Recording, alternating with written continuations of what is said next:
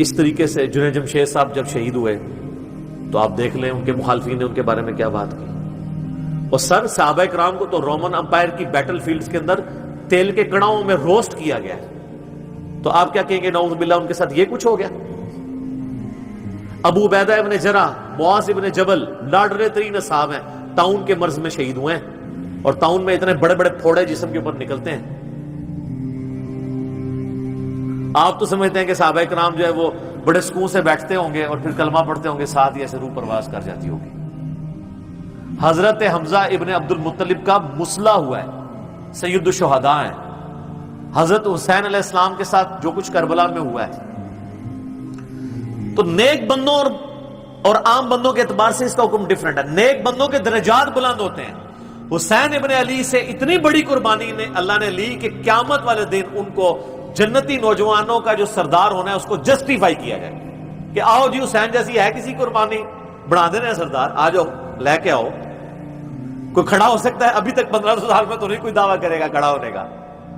تو اللہ تعالیٰ نیکیوں کو جسٹیفائی بھی کرواتا ہے، وہ مکافات عمل نہیں ہو رہا ہوتا. نیک لوگوں کے لیے ڈیفرنٹ ہے، ان کے درجات بلند ہوتے ہیں. اور باقی عام لوگوں کے لیے یہ ہے کہ ان کے لیے بھی آپ نہیں کہیں گے کہ ان پہ عذاب ہے، یا اللہ کی طرف پلٹنے کا ذریعہ ہے یا ان کے گناہوں کا کفارہ ہے. یہ آپ نے کسی پہ نہیں کہنا اس کے اوپر لعنت پڑ گئی، اس کے اوپر یہ ہو گیا، اس کے اوپر یہ ہو گیا. یہ آپ کو کسی نے رائٹ نہیں دیا. یہ بہت بڑا ظلم ہے. ایک طرح کے معاملات ہوئے ہوتے ہیں دونوں کے ساتھ. اب آپ دیکھ لیں سنیوں میں سے کوئی جیل میں جاتا ہے تو شیعہ کہتے ہیں دیکھا جی مکافات عمل ہے. شیعہ میں سے کوئی جاتا ہے سنی کہتے ہیں مکافات عمل ہے.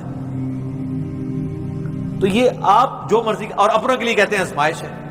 تو یہ آج کی ڈیٹ میں آپ نے سب کے لیے آزمائش ہی کہنا ہے، ورنہ یہ مسئلہ بالکل خراب ہو جائے گا. اللہ ہی اللہ جی.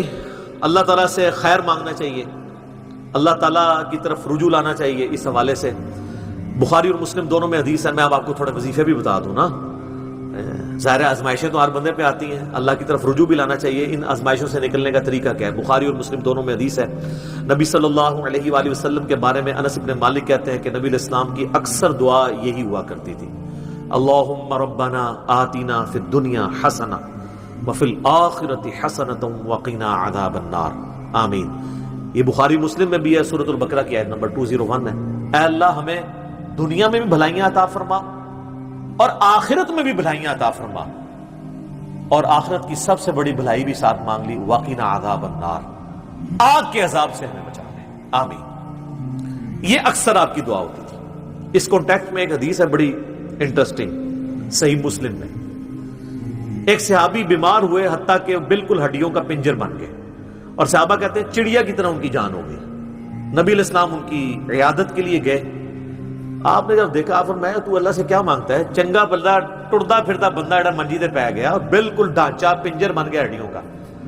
اس نے کہا یا رسول اللہ میں اللہ تعالیٰ سے یہ دعا کرتا ہوں کہ اے اللہ جو تو نے مجھے آخرت میں عذاب دینا ہے نا دنیا میں ہی دے دے. آخرت کا عذاب تو بہت سخت ہے، تو مجھے دنیا میں ہی وہ عذاب دے دے. نبی علیہ السلام نے سبحان اللہ، کیا تم دنیا میں بھی اللہ کی تکلیف برداشت کر سکتے ہو؟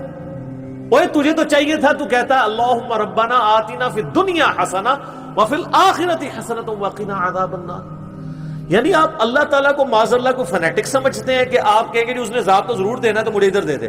اور یار اللہ سے اچھا ہی گمان رکھو. بخاری مسلم دونوں میں حدیث ہے، میں اپنے بندے کے گمان کے قریب ہوں جیسا میرے بارے میں گمان رکھے، بشرطے کہ کرتوت بھی ٹھیک کرے. تو سر ہم تو یہ کہتے ہیں یا اللہ ہم نہ تیری آزمائش کے قابل ہیں نہ تیرے عذاب کے قابل ہیں، ہمیں بلا حساب و کتاب ہی جنت میں داخل فرما دے آمین. تو میں اپنے بندے کے گمان کے قریب اچھا گمان رکھیں، انشاءاللہ تعالی اینڈ رزلٹ بھی اچھا ہوگا. آپ اللہ سے گمان اچھا رکھیں، یہ گمان بہت اہم چیز ہے. اور یہ آپ کا جو کانفیڈنس ہے نا اللہ کے اندر کہ انشاءاللہ اللہ میرے ساتھ خیر کا معاملہ ہی کرے گا. اچھا کئی لوگ ہیں وہ کہتے ہیں منو تے اللہ نے دینے ہی عذاب ہے. استغفر اللہ تو بولی، آپ چاہے اچھے اعمال کرتے ہیں برے اعمال، تب بھی آپ نے یہ اپنے بارے میں یہ بات نہیں کرنی. یہ تو اور کسی کے بارے میں تو آپ نے سوچنا بھی نہیں سر، وہ تو کہانی ختم. وہ تو صحیح مسلم میں حدیث ہے نا، ایک شخص نے قسم اٹھا کے کہہ دیا تھا کہ اللہ تعالیٰ اس کو کبھی معاف نہیں کرے گا. وہ بڑا گنہگار شخص تھا. اللہ کی بارگاہ میں پہنچے، اللہ نے فرمایا تو نے میرے بھی آپ پہ کیسے قسم کھا دی؟ جا میں نے اس کو معاف کیا، تجھے دوزخ میں پھینکا. لا یسأل عما یفعل وهم یسألون، سورۃ الانبیاء کی آیت ہے۔ اللہ کو کوئی نہیں پوچھ سکتا اس نے یہ کیوں کیا، وہ سب کو پوچھ سکتا ہے کہ انہوں نے یہ کیوں کیا۔ یہ